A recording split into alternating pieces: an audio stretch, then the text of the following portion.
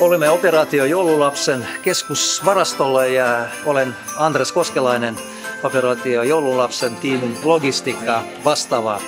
Ja täällä tosiaan ollaan varastolla, jossa tälläkin hetkellä tarkastetaan näitä paketteja, jotka tuli koko Suomen alueelta tänä vuonna meille varastolle jo lähes 20 000.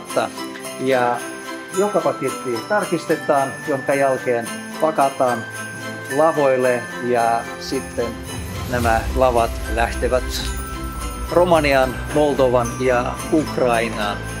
Operaatio Joululapsi-keräystä on tehty Suomessa vuodesta 1995, jonka aikana saimme kerättyä ja lähetettyä Itä-Euroopan maihin yli 500 000 lahjapakettia. Ja koko tämä toiminta toimii vapaaehtoisten voimin.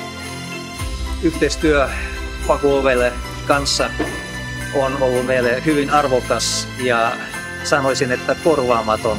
Teidän autollamme olemme hakeneet ja noutaneet lahjapaketteja pääkaupunkiseudun alueen lisäksi myöskin koko Länsi-, Idän ja Keski-Uudenmaan alueelta ja kävimme jopa Turussa, Salossa ja Hämeenlinnassakin asti noutamassa näitä paketteja. Myös Lahden alue tulee tälle autolle tutuksi näiden pakettien noutojen ajojen aikana. Kiitos Paku-Ovelle hienosta yhteistyöstä.